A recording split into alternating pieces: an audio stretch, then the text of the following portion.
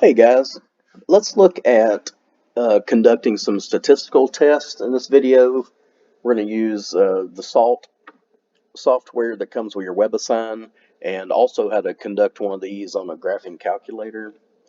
And that way you can choose which one you prefer to use or you can do both. That's up to you too. Excuse me. Okay, we're going to let X be a random variable that represents the pH of arterial plasma, the acidity of your blood. For healthy adults, the mean of the X distribution is 7.4.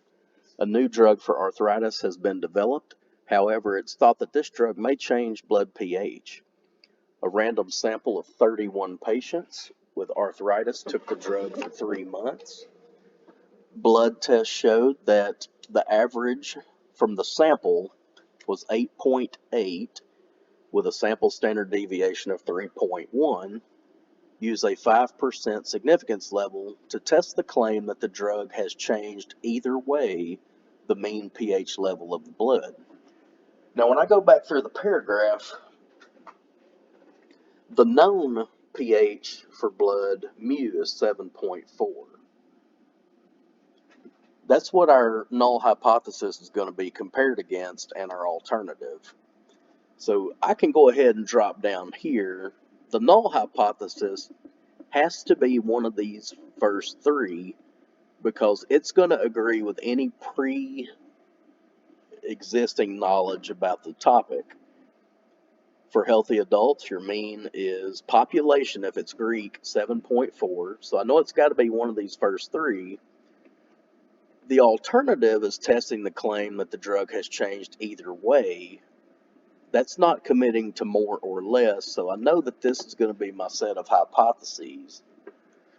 The significance level is 5%, so we're going to enter 0.05. All right, so let me get caught up here. H sub 0 is mu equals 7.4. The alternative, H sub 1, is mu not equal to 7.4. Alpha is 0.05.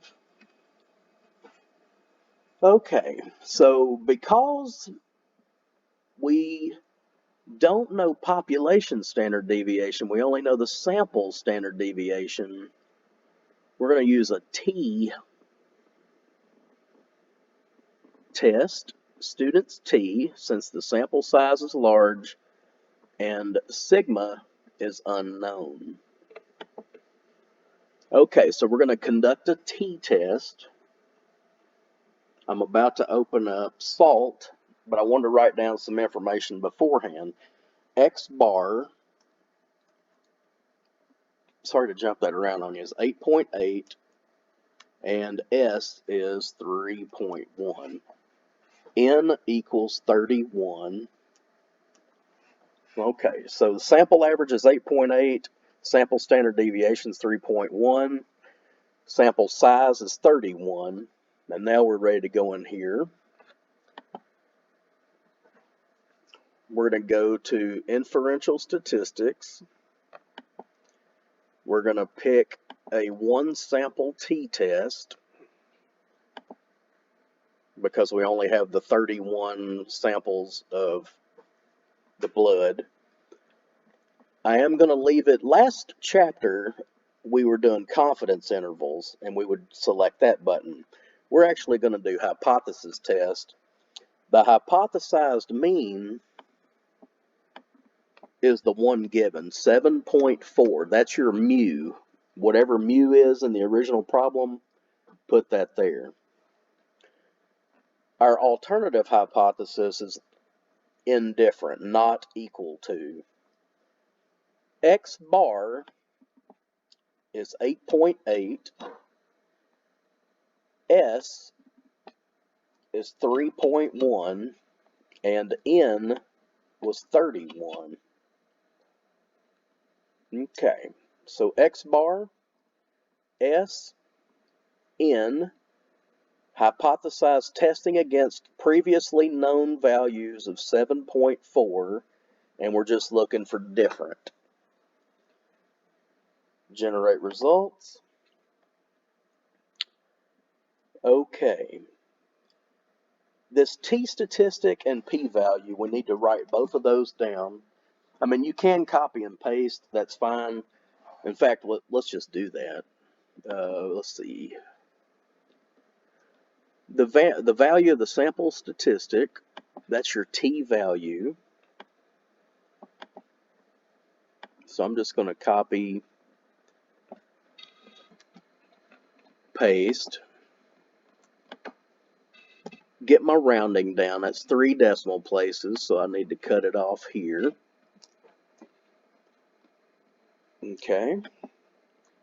The p-value, 0.017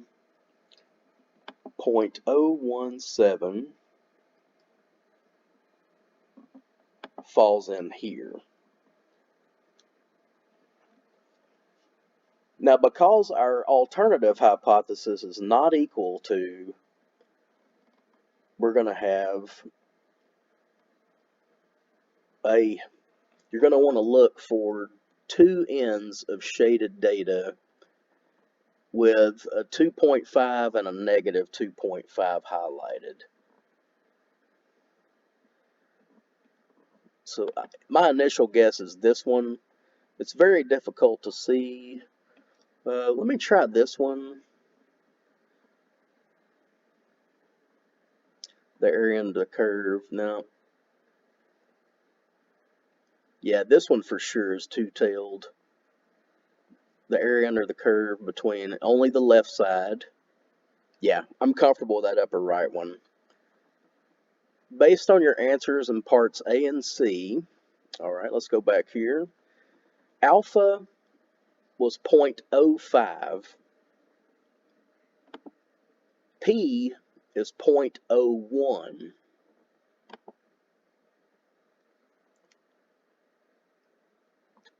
Which one's larger?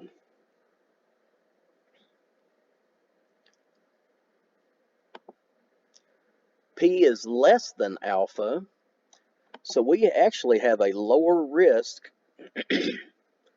and we're going to reject the null because our risk of making a type 1 error is less than what we were allowing ourselves to make initially. We've got enough evidence in our 31 samples to suggest that this drug does change the mean pH level of the blood. And let me do that one more time. You're going to want to write down your p-value, your alpha. If p is less than alpha, you reject the null. You have enough evidence. Okay.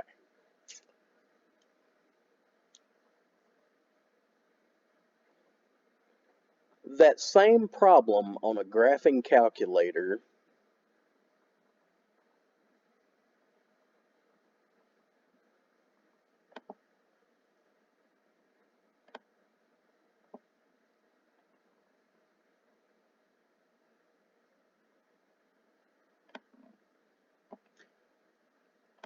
you go to stat, test, t-test, number 2.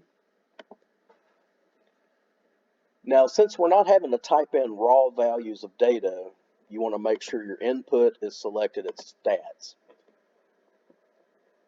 The null mean was the 7.4. That's the pH of the blood without the effect of medicine. Our sample average is 8.8. S was 3.1. The number of patients was 31. Now this next line is your alternative hypothesis, because the change either way, we're going to leave it at not equal to. Calculate.